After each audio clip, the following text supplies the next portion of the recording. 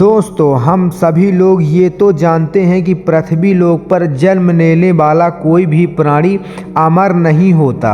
एक ना एक दिन सभी लोगों को इस देह से विदा तो लेनी ही होती है। लेकिन क्या आप लोगों ने कभी सोचा है कि मृत्यु के बाद ठीक 24 घंटा बाद एक आत्मा क्यों लौटती है अपने ही घर, और वो आत्मा हमारे बीच कितने दिनों तक रहती है, क्या करती है, क्यों भटकती है? अगर नहीं जानते तो हम आपके सामने गरुड़ पुराण के अनुसार इसका रहस्य खोलने जा रहे हैं। गरुड़ पुराण में विस्तार से बताया गया है कि जब किसी व्यक्ति की मृत्यु होती है तो उसकी आत्मा को यमदूत अपने साथ यमलोक की ओर ले जाते हैं। वहां उसके जीवन के समस्त पुण्य और पापों का लेखा जोखा किया जाता है। लेकिन विशेष बात यह है कि मृत्यु के ठीक 24 घंटे बाद वही यमदूत उसकी आत्मा को पुनः उसके घर वापस छोड़ देते हैं। पर क्यों लौटती है आत्मा उसी घर में जहां उसकी देह को विदा किया गया?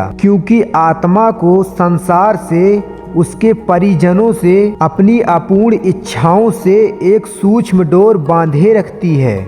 जब यमदूत आत्मा को उसके घर में छोड़ते हैं तो वो आत्मा अपने ही परिजनों के बीच भटकने लगती है।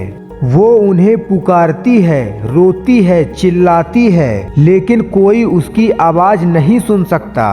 वो अपने ही मृत शरीर में फिर से प्रवेश करना चाहती है, पर यमदूतों के पास में बंधी होने के कारण वो चाहकर भी उस शरीर में प्रवेश नहीं कर पाती। गरुड़ पुराण बताता है जब मृतक के परिजन रोते हैं, बिलखते हैं तो आत्मा उन्हें देखकर बहुत व्यतीत होती है। वो भी रोती है पर उसके आंसुओं को कोई देख नहीं सकता। वो चीखती है, चिल्लाती है कि मैं यही हूँ, तुम्हारे पास हूँ, मुझे देखो, सुनो। लेकिन हम में से कोई भी उसकी पुकार को नहीं समझ पाता।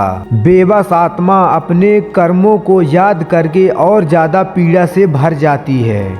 अब प्रश्न उठता है कि अगर आत्मा अपने ही घर लौटती है तो क्या वो अपने शव के दर्शन करने आती है? नहीं दोस्तों, उसके आने के पीछे एक गहरा आध्यात्मिक रहस्य छुपा हुआ है। गरुड़ पुराण के अनुसार मनुष्य की मृत्यु के बाद जो 10 दिन तक पिंडदान किया जाता है वो आत्मा के सूक्ष्म शरीर की रचना करता है। हर दिन का पिंडदान उसके किसी न किसी शरीर, अंग, इंद्री का निर्माण करता है और फिर 11वें और 12वें दिन किए गए पिंडदान से उस आत्मा को मांस और त्वचा मिलती है। वही उसके यात्रा योग सूक्ष्म शरीर कहलाता है, जिसके द्वारा आत्मा यमलोक की तरफ बढ़ सकती है।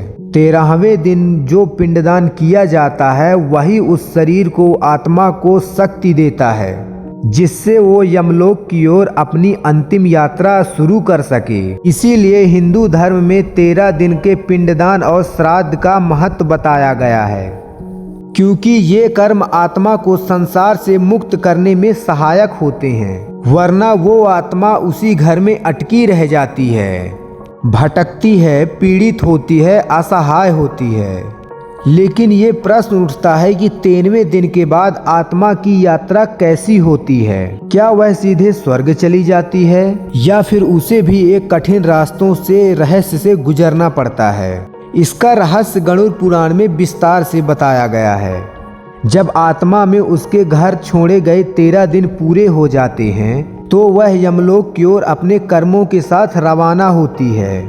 ये कोई आसान यात्रा नहीं है। गरुड़ पुराण कहता है कि मृत्यु के बाद आत्मा को यमलोक पहुंचने में 1 साल का समय लगता है। इस 1 वर्ष में आत्मा को 16 अलग अलग मार्गों से होकर गुजरना पड़ता है, जिन्हें प्रेत यातना मार्ग कहा गया है। इससे होकर गुजरना पड़ता है। हर मार्ग, हर यातना उसके कर्मों के अनुसार उसे पीड़ा व शांति देता है। दोस्तों, इस यात्रा में आत्मा को किसी भी वाहन व भोजन की जरूरत नहीं होती। उसको केवल वही ऊर्जा मिलती है जो उसके परिजनों द्वारा श्राद्ध और पिंडदान द्वारा दी गई होती है। हर पिंडदान को आत्मा भोजन के रूप में ग्रहण करती है। इससे उसे आगे बढ़ने की शक्ति मिलती है। अगर कोई परिजन इन कर्मों को करना भूल जाए या ना करे तो आत्मा को बहुत भयानक कष्ट उठाने पड़ सकते हैं। गरुड़ पुराण साफ कहता है कि बिना पिंडदान बिना श्राद्ध के आत्मा रेगिस्तानों से कांटों से घसीटती हुई यमलोक तक पहुंचती है। जब आत्मा यमलोक पहुंचती है तो यमराज द्वारा उसका लेखा जोखा खोला जाता है। अगर आत्मा ने जीवन भर पुण्य किए हों, सच्चाई, सेवा, दया और धर्म का पालन किया हो तो यमराज उसके साथ आदर में पेश आते हैं और उसे सीधा स्वर्ग भेज दिया जाता है।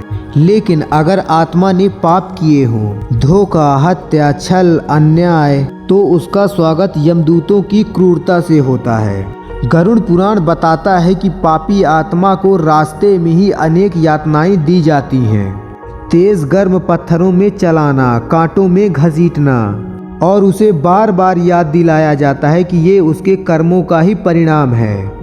वो आत्मा बार बार यमदूतों से क्षमा मांगती है, गिड़गिड़ाती है, रोती है, पर यमदूत निष्ठुर रहते हैं। जब ऐसी आत्माओं को यमराज के समक्ष लाया जाता है तो उसके कर्मों के अनुसार उसको नरक की अलग अलग कोटियों में भेजा जाता है। कुछ आत्माओं को खौलते तेल में डुबोया जाता है, कुछ को अग्नि से झुलसाया जाता है, तो कुछ को अंधकार में गुफाओं में वर्षों तक यातनाएं दी जाती हैं। इन कष्टों के पश्चात जब आत्मा अपने पापों का पश्चाताप कर चुकी होती है तो उसे नए जीवन के लिए फिर से मृत्यु लोक में भेजा जाता है। ये पुनर्जन्म उसी के कर्मों के नियमानुसार आधारित होता है।